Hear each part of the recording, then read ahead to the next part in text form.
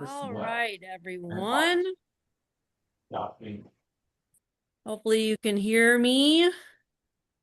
I'd like to welcome everyone to the first class in the Backyard Prairie Series, Backyard Prairie Winter. So the Backyard Prairie Series is a four-part series that covers what you can do to meet your prairie goals during each season. The next class in the series, Backyard Prairie Spring, will be on April 7th. Registration is currently open for that, as well as summer and fall.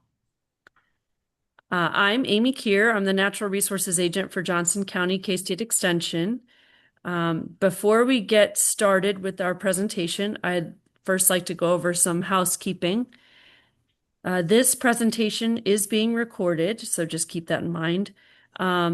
Please also keep your cameras off and your microphones muted for the entirety of the presentation. If you have a question during the talk, feel free to add it to the Q&A box, and we will answer questions at the very end of the presentation. After the presentation's over, a link of the recording will be sent to everyone who registered. And with that, I'd like to introduce you to our presenter for this evening. We are lucky enough to have Patti Ragsdale with us. Patti is founder and executive director of Botanical Belonging at Happy Apples Farm. She is the current president of the Kansas Native Plant Society and 2025 recipient of the Stephen L. Tim Award for Excellence in Botany. In 2017, she began volunteering with K-State Extension Master Naturalists in Johnson County and is now an emeritus member. She has been growing and selling native plants in our community since 2016. It was while studying wildlife management at MU that she fell in love with plant taxonomy and the identification of native plants in the field. She formed the nonprofit Botanical Belonging in 2021 to provide native plant education and access to a wide variety of native plant species. Her work focuses on helping people learn about native plants through hands-on interaction in gardens, in propagation, and in natural spaces. So if everyone would please give a round of applause to yourself because you're muted, but Patti Ragsdale, everybody. Hi there. Thank you so much, Amy. I hope everybody can hear me all right. I'm so happy to be here. And thank all of you for coming. As Amy said, my name is Patti Ragsdale, and I'm the founder of Botanical Belonging. Um, and we are here tonight for the winter installment of a four-part series for Johnson County Extension called Backyard Prairie. I'm really grateful to Johnson County Extension for inviting me to talk with you tonight and also to all of you guys for attending. I'm just thrilled, actually. So I'm going to go ahead and share my screen right now so we can start my presentation. It might take me just a second. There we go. All right. I got to get my windows all fixed. There we go. Okay. So I thought I would begin tonight with a photo of a bright June day. So obviously not where we are right now. Um, but this is in my garden. And I want to do that so I can show you how I usually teach people about native plants. This is one of my absolute favorite things to do. I am a plant nerd. I love native plants. I love all kinds of plants, but especially native plants. And I've been working in gardens and natural areas for over 30 years. So a few years ago, when we created Botanical Belonging, we decided we just wanted to live that mission to inspire people to develop a sense of familiarity and community with the plants around us. We didn't feel like that was a normal thing that was like uh, kids weren't surrounded by native plants in the environment. So we found that at least that was a way for us to really be able to express our love of nature and help kids become familiar with the native plants that I kind of think I would like to be seeing more of around us in the landscapes. Of course, it's easy on a day like this in June to engage people with native plants in a garden. Um, but what do we do in the winter to do that? So that's what we're going to talk about tonight. And so this is an overview of how I've kind of set this up. Um, I'm going to share how I've organized this is really kind of in two different ways because I'm not sure where everyone that's attending tonight is coming from. So I thought I would break it into two kind of broad topics, one about new spaces and one about established spaces.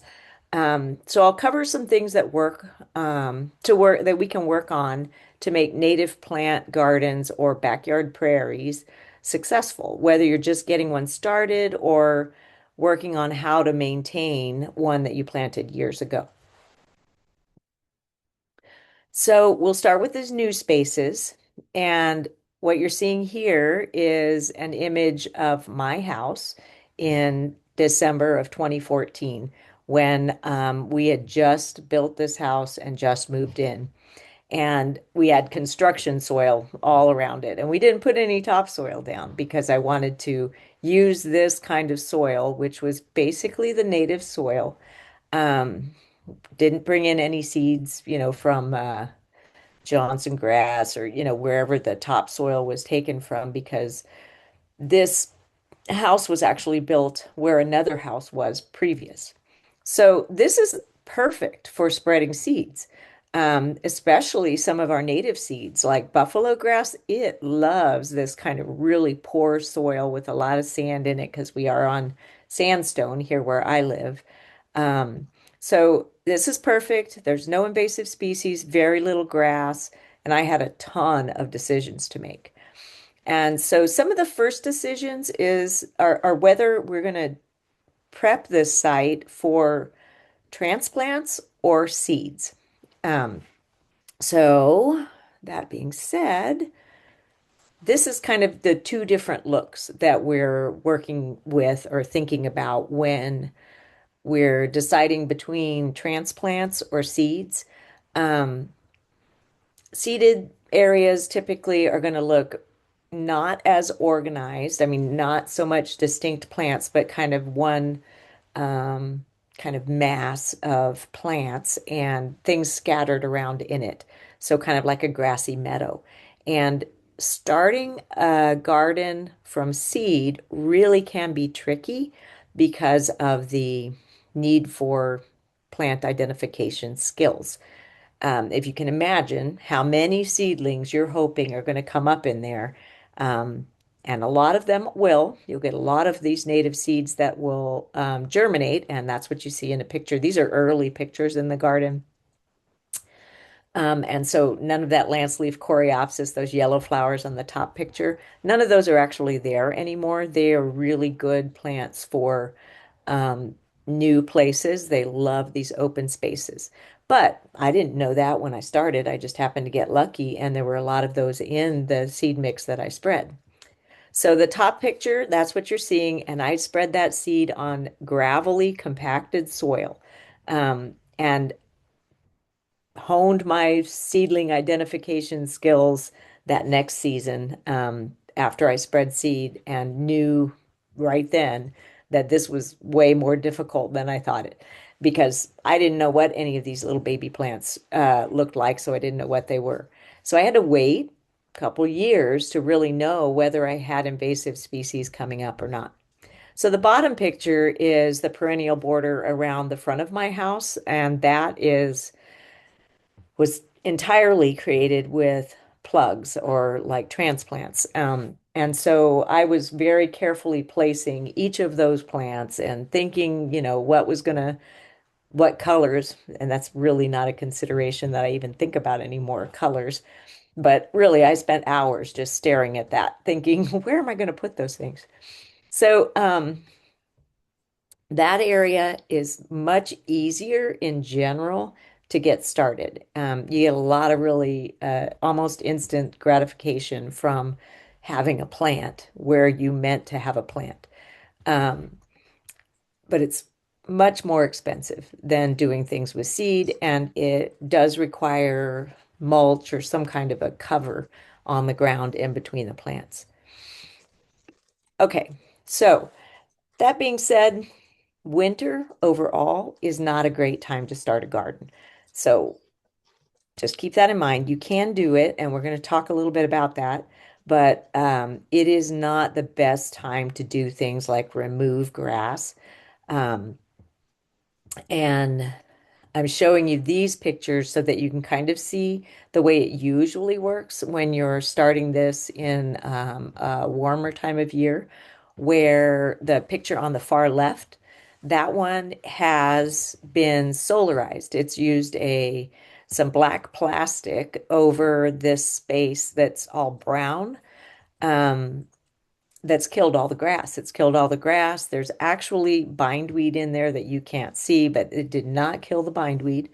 Um, so I had that covered for probably a month and then took that off. And this was a hot. So after a month, I took it off. Everything looks dead, which is exactly the way you want it to look. You want it very dead.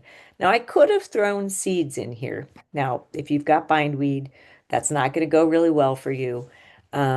But, and you probably don't. You probably don't have bindweed if you're living in a suburban environment, not as much as I would out here. We have a lot of bindweed out where I live, because it's an agricultural weed. So you will likely have some invasive species that are not going to be very well killed by that. So to create that kind of thing, people will typically use solarization. They'll use chemicals. Roundup works. It does not work right now because things are not really doing that kind. They're not growing. So you want to put that stuff on growing things.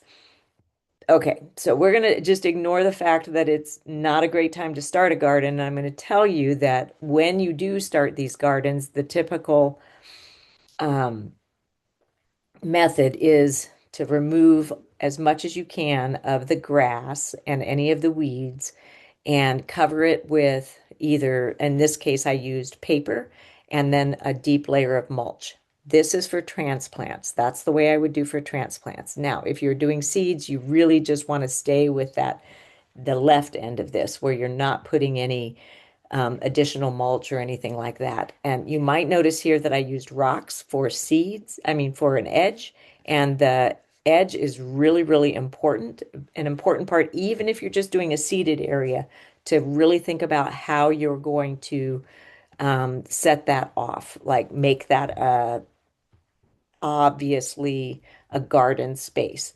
Um, my favorite way is just to do a trench with mulch, even if it's seated behind the mulch. I'm going to actually keep a really clean edge with mulch. Sometimes I will just use a mower and keep it really, really cleanly mowed right up against the edge of the plants that I'm growing. But even in that scenario, having a little mulched edge is really helpful. Okay, because these rocks are expensive.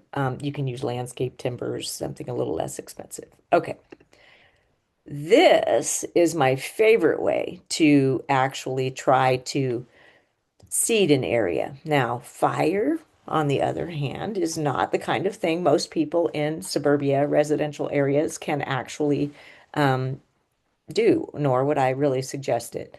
Your neighbors are going to get mad at you. Um, my neighbors sometimes get mad at me for blowing smoke into their house. So you just kind of have to think about what fire does, though. Why is fire a good way to do this? So in this case, this was the old front yard in our house or at our house. And what I kept doing in 2017, we started burning, and then we started burning in this area, and I started throwing seeds over the burned stuff. So a burn will clean off all of that thatch that happens between grass, and then it's going to knock that grass down and make it pretty low, at least for the winter. Now, most of the grass that used to be in this area was cool season grass, so that doesn't burn as well as warm season grasses. But you can get Right. it to burn, especially How after long did you talk with John? you leave it growing for a couple of years like we did here. We let the grass grow for 2 years before we started this burn. So what the burning does is opens that up to give you some very open soil, like bare soil. And then when you throw down your seeds, you've got good contact with soil. And what I really like to do in the winter, and I like to spread seeds in winter because of that stratification, that a lot of our native seeds need. They need the cold, wet of winter to help break down their seed coat, their dormancy. Um, and so if you can't burn, what do you do? So my recommendation would really be try to scalp it. Scalp whatever you have to cut your grass down as close as you can to the soil and then remove all of the material that you can from around Site whatever grass problem. is there. And then So that would be the way that I would approach this if I wasn't able to burn, if I wanted to spread seeds this winter, because now is the time to do it. Okay, long story short, it's harder because you can't burn. Burning is fairly simple and it's fast, but you can do it for sure. All right, so let's move on to established spaces. So established spaces are like the spaces around my house now. This is my front yard, just probably a couple weeks ago. Um, and it's a mess, right? It looks messy, lots of stems hanging around there. So what do we do to maintain gardens that can't typically be burned because my prairie gets burned and my front yard, the outside, that you don't see in this picture, but behind me in this picture is the area that I was burning in the previous picture. So, because it's not appropriate to burn in residential areas, uh, we use a lot of other methods to keep this messy garden still messy, but tidy enough that we can tolerate it. Um, because the messiness in this garden is actually that cozy, warm home that all of those pollinators that we're trying to support with the flowers in May, June, July, August, the rest of our season, uh, we're trying to support these pollinators, but by cleaning out our gardens and making them super tidy with no vegetation or old vegetation in it, we're taking away all of the overwintering habitat. So here is one of my favorite ways to try to leave as much as I can. So remember how important I mentioned that maintaining an edge would be? So that edge is really the key to keeping these gardens looking more cultivated when they're very messy in the winter. So my best tool in this case is just a hand pruner, and I clip carefully and cleanly everything away from the rocks. I want people to be able to see all rocks very clean. Um, but everything behind the rocks is just as messy and dirty as it ever was. And I leave it that way. I want it to be a fairly consistent height. I'm really just looking at it as I'm just going to make this a mound of messy stems. Um, and the other thing that it does in this case, this is Cliff Goldenrod. And that stuff will spread by seeds pretty aggressively. And it is not a small plant, even though it doesn't get tall, it gets really big around. So in this case, I clip it back to that edge, and I might take some of those seeds and stems and tuck them behind the rocks, and they start to act like um, a mulch along the back of the rocks. And my rocks stay clean. My seeds all stay inside the garden bed where I want them. So this can happen any nice day in the winter. Um, Otherwise, I mean, I'm typically waiting as long as possible, but you can do this at any time and you're not really going to be disturbing very much. And so For larger areas, I might use not just my hand pruners because my hands are already full of arthritis, but we're going to use something a little bit easier, like an electric hedge clipper. And when I am doing larger areas, a lot of times I might be cutting things almost down to the ground when they're really close. Like you can see in the photo on the left that there are some asters that are actually growing right on top of my flagstone patio.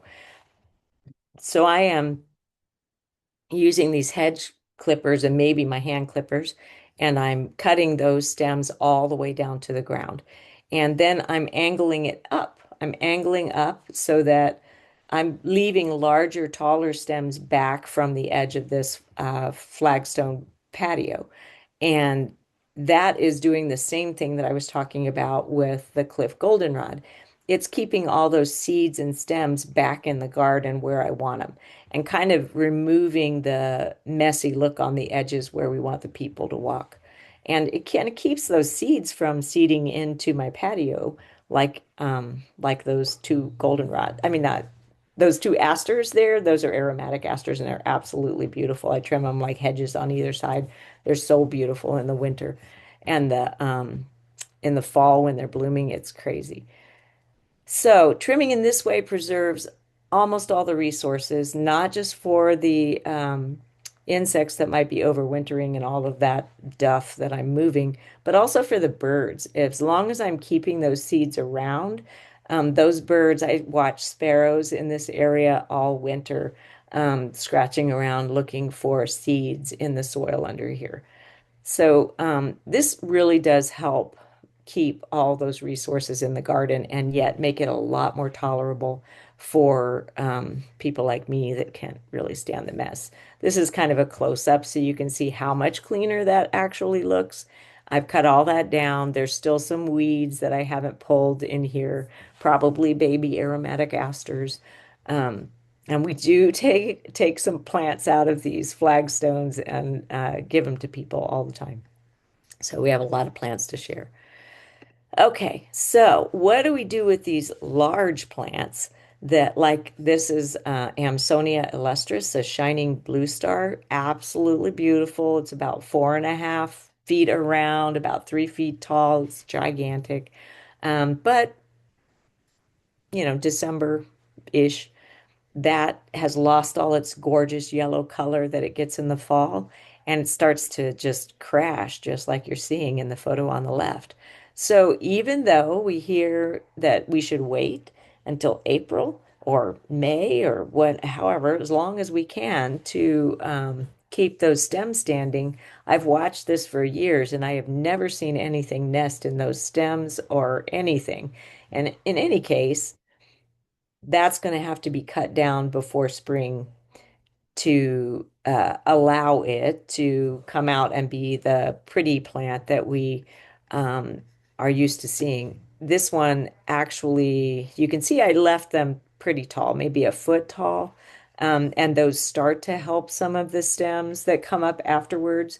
Um, but in this case, if I leave them too long, like after a few years, I take even the dead stems out and just leave these newer stems in there. But that's the way I look. I cut it down to, and I do this with mostly a hand clipper, not with the hedge clipper. It's much easier for me to do things neatly with the hand clippers. So large stems like that, I'm going to cut them back.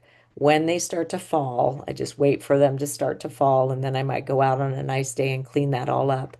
And then I leave it at kind of a nice, attractive mound that my new stems are going to pop up through in the spring.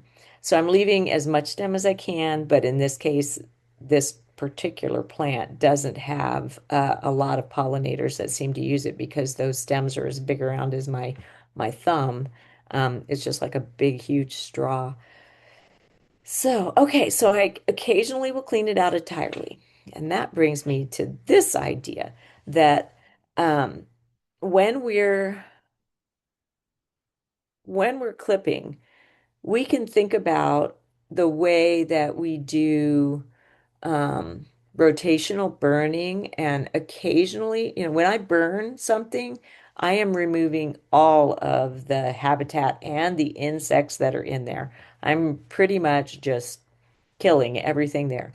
Um, but we don't do that to the whole thing. We always leave some parts of it that are still kind of intact so that there are insects in that refugia that can repopulate the other areas in the garden that we might clean out. That's particularly important. I'll show you in another slide, in some of the gardens that aren't as um, they're not as structured as these. This garden on the left is that's the way it kind of naturally looks in the winter. And then on the right, you see where I've clipped it.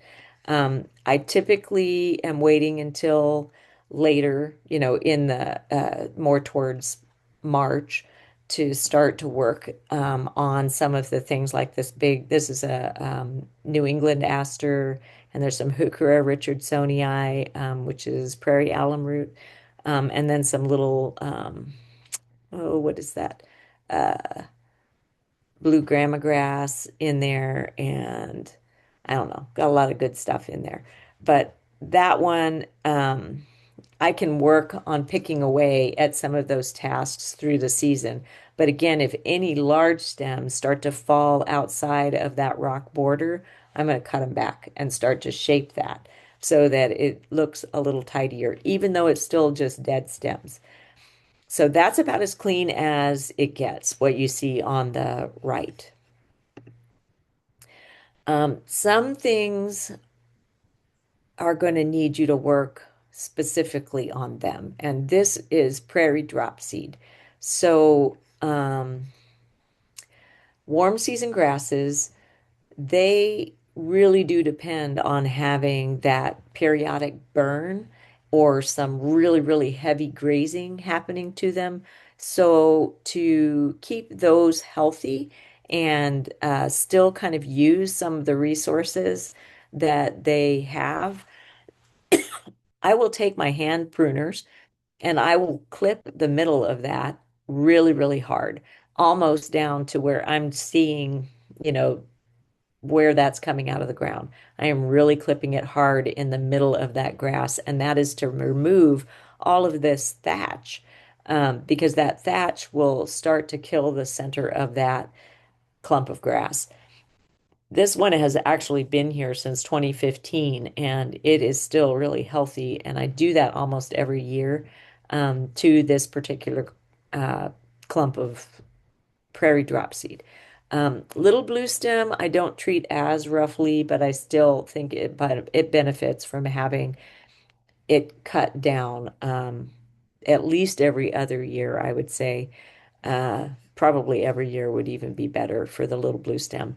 And I do kind of use some of that grass around all of this garden to help kind of be a natural mulch. And by spring, that has started to work its way down into the garden, so it acts more like a mulch and doesn't look as messy as it does right after I make this cut, which you can see I've just worked in this garden. This is a picture that I took in spring, because I took me a long time. You can already see the pussy toes blooming in front of that. Okay, again, I just want to mention I vary the maintenance in this garden. In the back of this picture on the right, you can see that there's still some tall standing stuff, and that's purposeful because this edge here on the in the front of this photo, it gets cut and cleaned out a lot more than that back part. So that in itself is a way to maintain some habitat, um, and not have to work as hard on the whole garden, but making sure those edges stay super, super clean. And one other special issue, now this is the area we burned in the front yard this year. This was a picture that I took just probably a week ago. Um, and that's woody encroachment. So most of That's kind of a special problem that we have in these more residential areas. And it's also a problem that prairies have, but we have it worse because we have trees all over the place. In the prairies out farther in western Kansas, there aren't that many trees, and they don't have the problem like that we have with this. They still have woody encroachment problems, and they still do get some problems with um, invasive species or non-native species that are placed in gardens escaping. But in our case, that is, I mean, we are like way, way, way worse than what they have to deal with out there in regards to trees getting into these spaces. And it's especially bad when you can't burn, but even burned, those tree seedlings, once they get a year old, if they've gone all year, they may only get top killed and have enough root then to be able to resprout. And that's the case with these two blue ovals there that you're seeing. There are two little trees that have been there. Probably they were there last year, and I didn't get a good burn through here and it didn't kill them back. So we cut and treat just like I would any other species, calorie pears, which my neighbors have, Bradford pears, whatever those white pear trees are that they have, those are the ones that are seeding themselves all over the place in my yard and my prairie. So, if you can pull, that's great. Like some people have those tree pullers, so you can do that. I don't have one of those, and typically find it a lot easier to just cut it and then put a little bit of triclopyr. So that's just a basic chemical that you can buy at any farm store, any hardware store. It's called Stump and Vine Killer. And that's what I use on most of the tree seedlings that I find. And those are both in the grassy seeded areas and in my garden areas. So so the same thing, it's the same kind of thing that you have to do in any grassland um, that you're managing is you're going to have to control woody encroachments. They're really hard to identify in some of these plantings, especially when they're really diverse. So in this case, burning helps me because I can really see them very It's well and I just can get to them incredible. to cut them down. This goddamn Go get your Um, food. let's see. Okay, so winter is a time, even though this would be better to do in the fall, I typically don't get to it until winter, and it does work in the winter, especially a winter like this one that's been pretty mild. So I'm still seeing green in the wood when I cut those. So, with all of that being said, I want to show you a couple of things that I find to be really, really helpful resources for exploring how to maintain habitat in these spaces. So, that whole thing about leaving the stems and leaving the leaves, why do we do that? I mean, uh, and when can we clean it up? Some of these links that I have here, and we can share them later um, with you. These are publications from the Xerces Society that really kind of talks about how we can keep stems in the garden and how the bees are using them. So the timing of that. And then down at the bottom, the native plant maintenance and planting guides. Those are the Missouri Botanical Garden, the Shaw Nature Reserve. It's really hard to find. You have to dig down. They have a whole um, set of native landscaping manuals that are really nice. I mean, they really cover a lot of topics. So just if you wanted to explore some, those would be kind of fun to go through. And they talk about site prep. And so does Prairie Moon Nursery. So Prairie Moon Nursery has a site prep guide that is quite kind of daunting. When I read it, I think, oh my gosh, if I had had to go through all that to start this, I probably never would have done it. And that's why I want to tell you that it doesn't have to be perfect. I did not start perfect, and it takes longer. So, like the overseeding, which we did in the front yard, that was many, many years, and I still have patches in there that are not, they still grow like giant ragweed, and I have to go out there and manage that. It's an annual species, but once it goes to seed, and if I get those open patches, those seeds all fall in there, and then I have another giant ragweed patch. So we, I want you to know that it's a long process, but that area, even though it still requires more management than you might think, it's not very much. It's only a couple times a year that I really have to mess with it. And the whole time it was pretty, as long as I cut down that giant ragweed. So you just kind of have to, it might take about 3 years for those seeded areas like that when you're overseeing seeding into grasses. Um, it might take that long for you to really start to see some of the flowers that you're wanting to see. But just having a mowed real clean mowed edge around a grassy area and maybe planting a few transplants around the edges of that will tell people that are looking at it that that is a managed space. That is a garden that is supposed to be like a prairie. So I would say when you start to think about making a garden like this, always just think about keeping an edge of some kind, even if it's just a clean mowed edge, because that's going to tell people that it's a garden. And last thing I'm going to tell you is to enjoy winter, because in spite of it being my least favorite, if I get outside and take a look on a snowy day at all of the beautiful textures in that place with the snow showing it all up. It really, really is beautiful. I can just go out there and walk around and look and look and look, and it's so pretty. Um, Even though it's messy, it really has some charm. And you can see here how I've kept that mode. So even those big grassy areas are kind of set off so that people can approach them very easily. And the other thing I do in these spaces is collect seed heads and make little dried arrangements. And man, those last for years. You really, I try not to keep them for years, but they're so pretty. And you can get that same sense of all the textures even after they've lost their seeds. So some of these are New Jersey tea, those little white cups are super pretty in arrangements, and then a lot of slender mounted mint in there.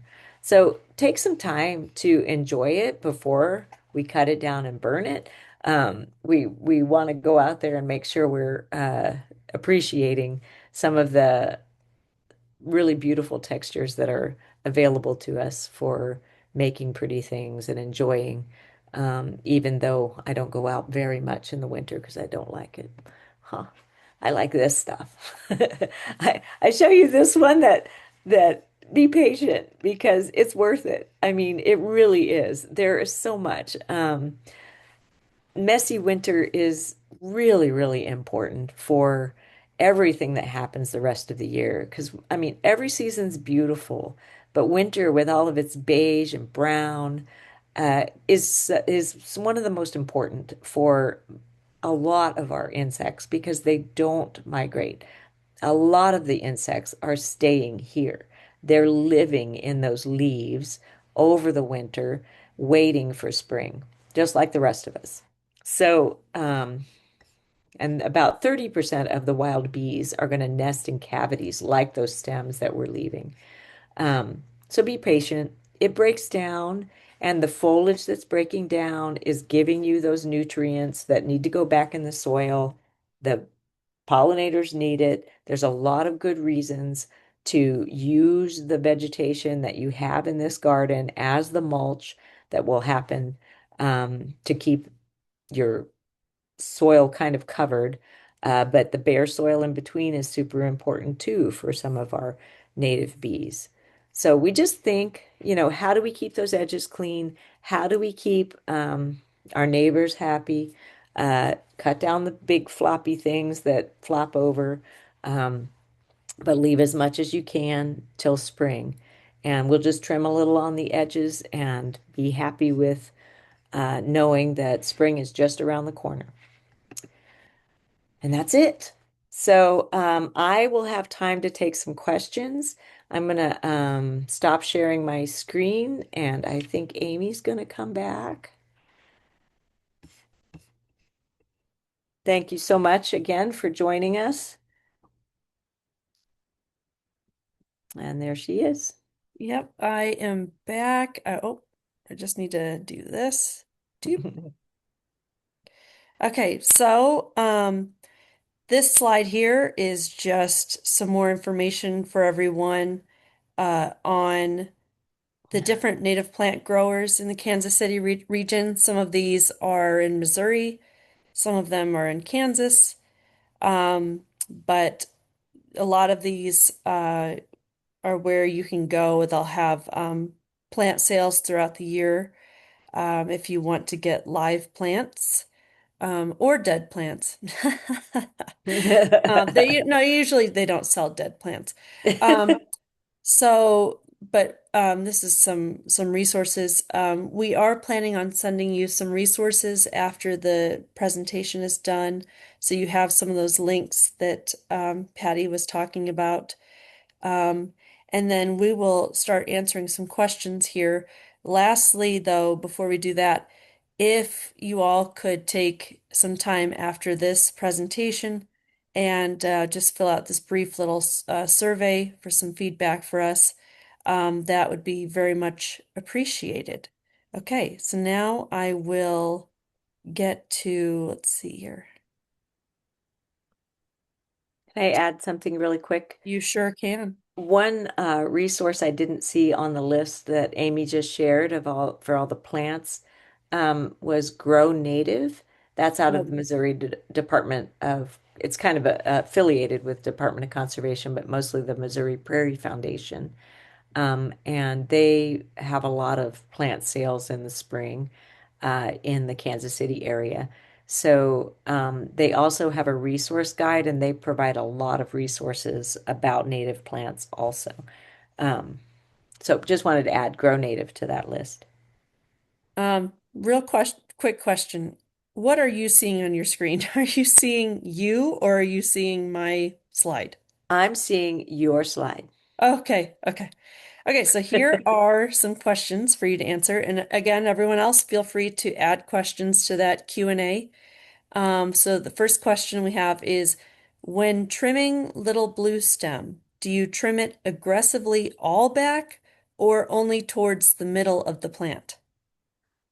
I usually will trim mostly in the middle, but I'm cutting most of it off.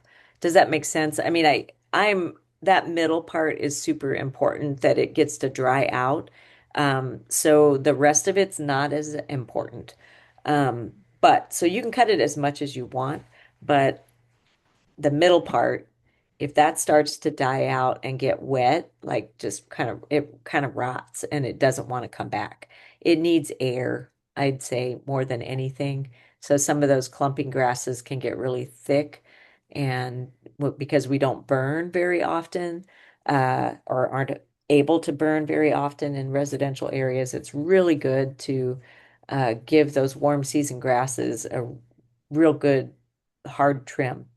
Again, I have seen little blue stem kind of push itself up out of the ground and just be these rhizomy things on top with roots going down. And that has probably, I'll tell you the truth, I am terrible about taking care of plants. I am so bad. I will plant in the winter when I'm not supposed to, and it'll push those up. So what I think I see sometimes when I go to cut a little blue stem is a plant that's actually was so young when it went in the ground that it gets the freeze and thaw will push that up out of the ground and the roots didn't have a chance to get very deep. So you may see that happen occasionally.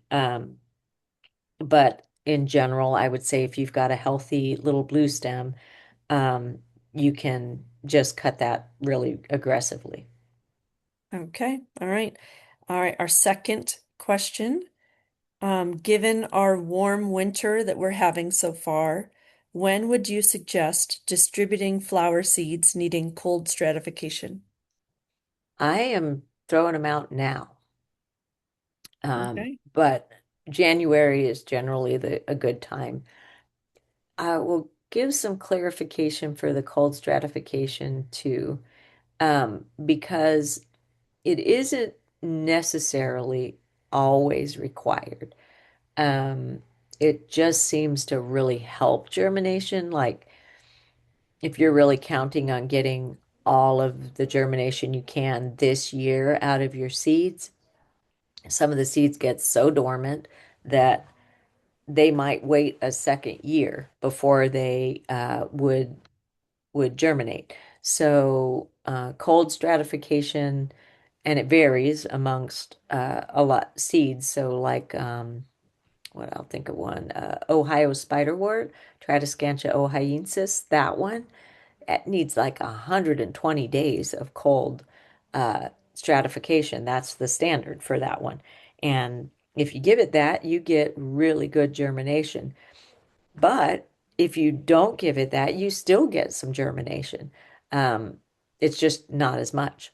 So hopefully that helps. I mean, most of the grasses don't need anything. Um, and most things are in the 60 days. So a couple of months is good. So that's why January is good. So anytime between November 15th and 1st of February, and I mean, I'm going to throw them if I've got them. I'm going to throw them out and cross my fingers that we get some snow and different things that happen. Um, so hopefully that helps. I just want to clarify that that cold stratification isn't a have to happen or germination doesn't happen. It just isn't as good. Does that Okay. help? Yeah. Okay. All right. And back to little blue stem. Our third question. What time of year would you say was best to cut back little blue stem? Mm, I'm burning now. Um, so I would say I would cut it. Yeah, I would cut it anytime now in the winter. Okay.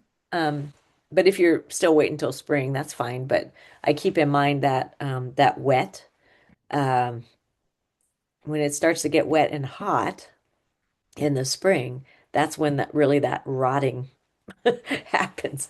It's really not good. So you really kind of want to make sure you've gotten that done in the spring, by the Okay. spring.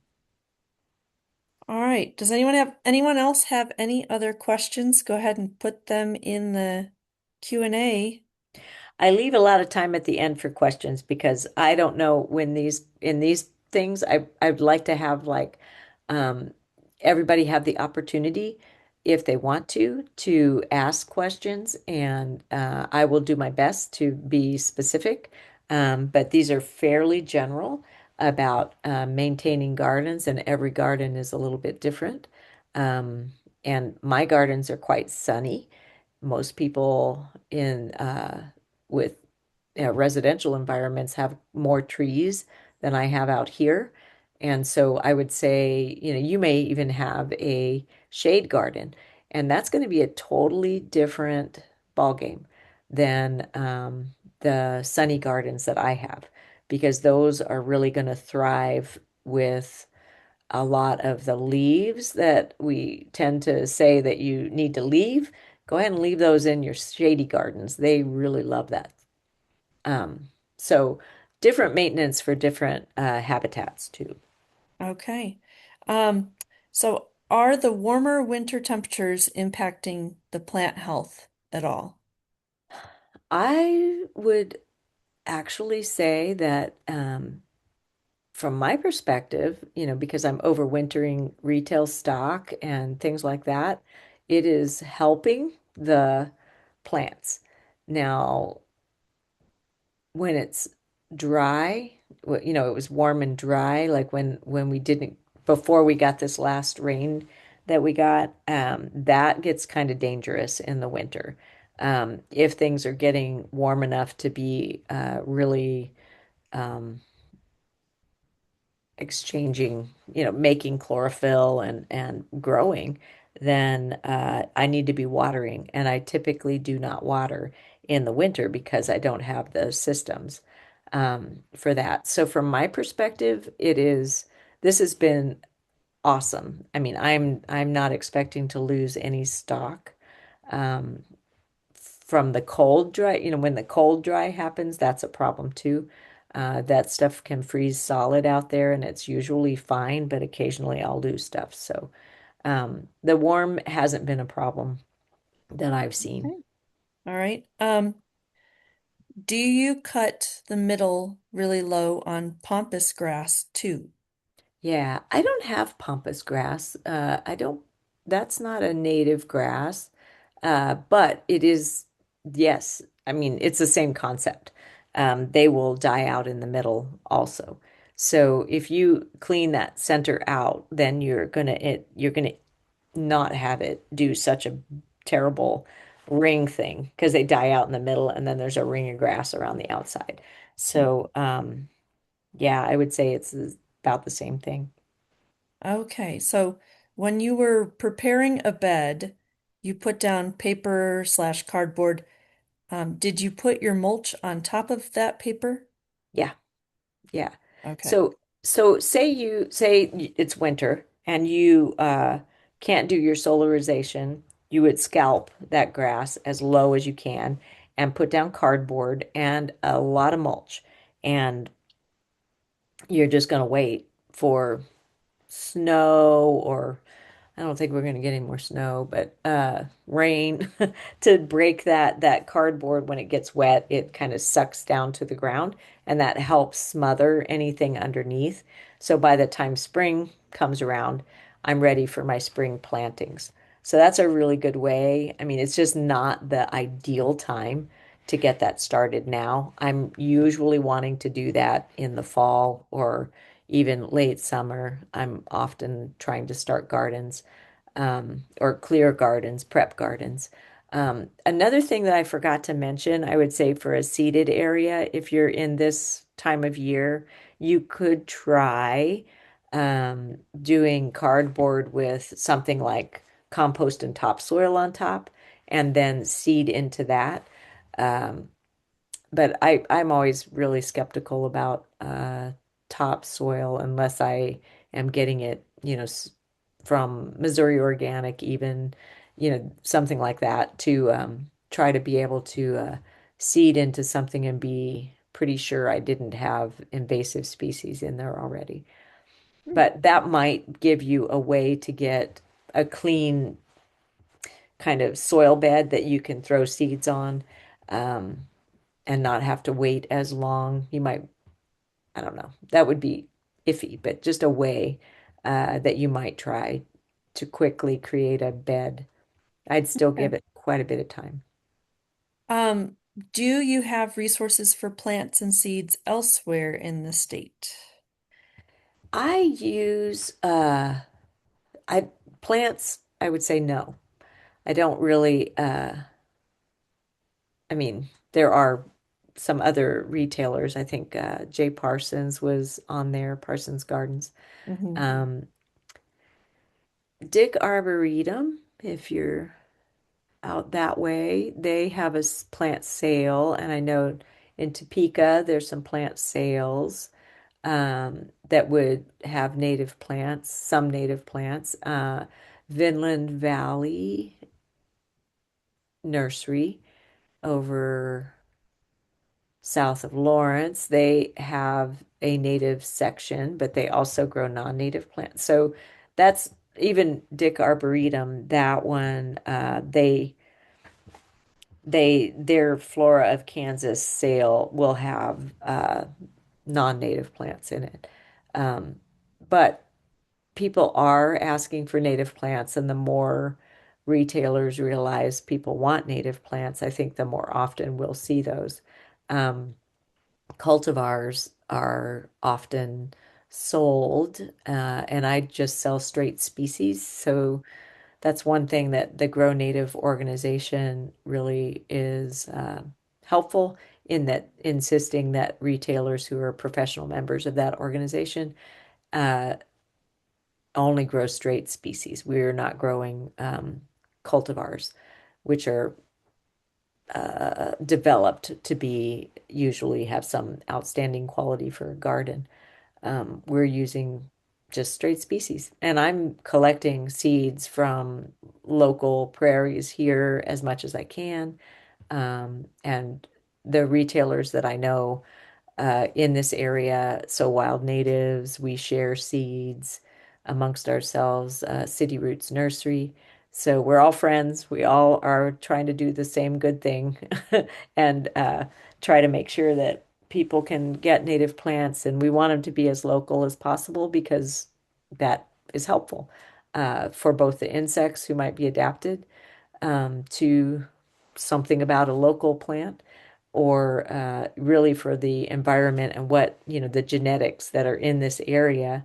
It's helpful for those to still be the genetics in this area because a lot of these plants cross, and I can tell the difference in my garden from the butterfly milkweed, the Asclepias tuberosa that I have growing in my prairie is different than the Asclepias tuberosa that I bought and brought into the gardens up front because I've grown them and planted them side by side and they look different. One is really, really stout and very, very, very heavy, and the other one is not. It's different. So it is interesting. The genetics make a difference, and they hybridize some of these like Liatris, the blazing stars, will hybridize. If you start to put a species that really doesn't belong in this area into your prairie, it could hybridize with another Liatris that does belong here, and you get a hybrid that grows in your area now. So what we do does matter, and the plants that we pick do matter. So to your point, yes, there are other retailers, and they're all trying to do a good thing. The seeds that I get for grasses, I go to, I think it's Sharp Seed, um, and then Fi Farm. These are native seed providers, and I think it's Sharp Seed that has some really good mixes. Um, so you might look at those for seeds, and you have to be careful with the mixes though, because they do put some non-native species in there occasionally, and also species that are not really Kansas natives. They just happen to be really good at growing in new sites, newly cleared sites. So they're included, and they're pretty. Okay. All right. So, how would you keep birds from eating the seeds that you've tossed out? That's a great question. So you often hear uh, a lot of people, and I know exactly why you do it, and it works just great. But it drove me insane the first time I spent a whole bunch of money on seeds, and I went out there on top of the snow, threw all my seeds, and then I just watched flocks of birds come down and eat them. And so what I do is I go before the snow. I wait for the forecast to be for snow, and on that day, and this is like perfect plan. I'm going to go out there before the snow and throw my seeds. And then the snow is going to cover them up. And by the time that snow melts, those seeds are worked down into the soil a little bit better. Um, so that's exactly what happens. When you throw it on the top of the snow, that's the same thinking. I mean, it's some of those seeds are going to fall down in and birds won't be able to find them. But the thinking is that you can see where you've thrown the seeds. That's the helpful thing about throwing it on top of snow is you can see where you've been. Um, And so my trick for that is just go before the snow or a rain event. Like I threw seeds right before the rain that we just had. And those get buried so fast, especially in a burned area where there's bare soil. Okay. All right. Nice. Um, so what type of mulch would you suggest when you're making a new bed? I am not picky about mulch. I should be probably, but I generally will get the roughest, not dyed, cheap mulch that I can get from, and usually I get mulch from Missouri Organic just because they're kind of a partner with us. Um, and I get their cheapest mulch possible. So just kind of, I'm not very picky about mulch, but I would suggest not using dyed mulch or don't use a mulch that has preen in it or anything like that. Okay. All right. So what native plants do you recommend to add to tree guilds slash companion planting, specifically for maybe a tree such as a serviceberry or a wild plum? Hmm. Really put you on the spot here with this. Yeah. I under my service berries, I've planted robin's plantain. Um, that's kind of a nice thing. But like I use I use asters. I use aromatic aster a lot for just kind of making a cushion underneath trees that I don't need to go. I mean, for trees where I am having to walk under them to pick fruits, you might try something like this is a very aggressive plant. It's wild strawberry. It's not the kind of false strawberry that you find in your backyard. This one is a prairie plant. So when I take it out of the prairie and put it in a garden setting, it will just, I mean, it will just do solid prairie leaves and not prairie, strawberry leaves. And then it'll have little white flowers in the spring, but it never gives me any fruit. So in the prairie, it gets too much competition. It always fruits. Anyway, that is a really nice, makes a really nice, clean understory that's good for walking on to pick fruit. So under my cherry trees, things like that, apple trees, I might plant something along those lines. Um, but underneath, in the garden settings, I tend to use things that stay lower, like aromatic aster, and that's easy for me to clip into a shape. I've also got some spaces that are more varied, but more diverse under these trees, but that's not as easy to maintain a clean look. Um, but I'm trying to think what I've got growing over there under my plums. That area isn't very well developed yet. So I'm trying to make that into kind of more of a woodland, like an open woodland. And when I walk into the more open woodlands around here, the understory a lot of times is sanicle, which you do not want because it'll give you those little sticky things. So then I'd be looking for sedges, kind of some of our most common sedges that we find in our woodlands here would be James's sedge and Carex albicans, which that's Carex albicans. That one has white tinge sedge. It has a lot of different names, um, common names. So sedges are good, and those are some real low growing ones. Carex albicans looks a lot like Carex pennsylvanica, except it grows in clumps, whereas Carex pennsylvanica will make a real smooth, grassy area because pennsylvanica spreads by rhizomes and albicans does not. They're very closely related, but that's the big difference. And here in our area, it's Carex albicans that we see. But for underneath trees, and if you want a real clean look, you could use those sedges or you could use the wild strawberry, kind of trying to keep that clean look, or you could find a mix of shade kind of plants, but they're going to get taller and be a little bit less likely to look garden-like, more cultivated than using those real kind of solid understories. Does that help? Okay. Yep. All Okay. right. So when you put the cardboard down, do you Mhm. then plant your plugs through that cardboard, leaving it in place? Yep. Yep. So the areas, so we generally will make one or two new gardens every year around here, or we'll refurbish a garden. And we generally start those because we kind of take a break in July and August. So we'll usually kind of lay those out and start covering them with cardboard and mulch. And by the time, if I got one done late, say I got one done in September, my dog's going to say hi. He's getting impatient with me. Um, uh, and it was not, I mean, when I checked it right as winter started to happen, the cardboard was still there because I'm not very good about going out there with my hose and making sure everything gets wet down.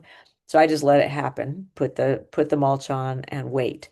But I went out there just the other day and dug down in there. There is no cardboard. It is just down into the soil now. So it really is kind of magic. If you get enough moisture, that cardboard breaks down and it's just like it disappears. Okay. All right. Um, how many leaves is too many to leave, and what is an appropriate amount, or is there one? That's a great question. I don't know. They get blown around.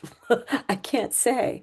I think uh I'm trying one. I have a shade garden now, which is not, like I said, don't have a lot of trees, which is as it should be, but um, I have some spaces now, and I've just been dumping leaves in there, and I have one space that's probably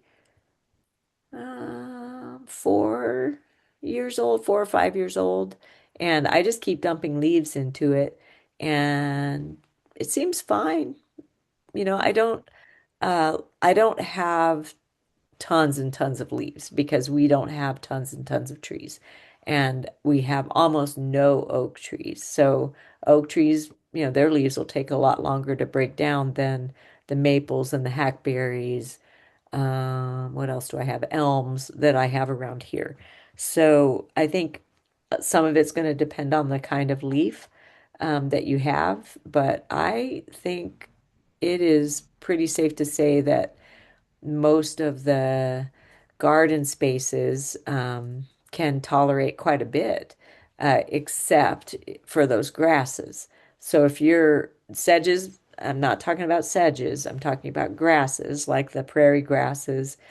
If you start to put a lot of leaves on that, I think you may start to see some decline. Hmm. Okay. All right. And let's see, our last question. If I want to harvest seed from my garden, is it okay to do that after everything has frozen in the winter? Yeah, I mean, if you're uh if they're still there now, some seeds, it'll look like you still have a seed head, but the action of the wind and the stuff that's happens will have blown all the seeds away.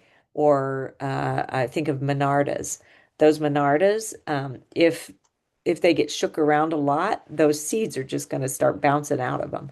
Um, and it surprises me because they're down in a little tube. You wouldn't think they'd be able to pop out, but they won't be there anymore.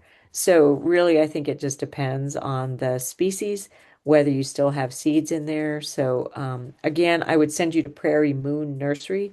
So you might test that. Just go and get the seed head you're thinking and see if Prairie Moon Nursery will have a photo of the seed that they sell. So you'd look that seed up on Prairie Moon Nursery. They'd show you a photo of the seed, or just Google what does that seed look like, and then determine whether you have any kind of structure like that left in that dead flower head. So a lot of like some of my favorite things to clip for those dried arrangements are asters and goldenrods, like stiff goldenrod. That is a gorgeous plant after it loses its leaves and after it loses the seeds off the little receptacle where the poofy seeds are. So the seeds all fall off and it still looks like a little tiny silver flower. It's really pretty, but there's no seeds. So just keep that in mind. At this point in the winter, a lot of the seeds will already be gone. Right. Okay. All right. Well, I don't see any other questions. Awesome. So, with that, thank you very much, Patty, for telling us what we can do right now in the winter. And hopefully, everyone will tune in. Patty will be back with us in April, right when all the plants are starting to really kick off their growing season. So again, registration is open for that right now. And we will see you all then. Thank you, Patty. Thank you, everybody. All right. Take care.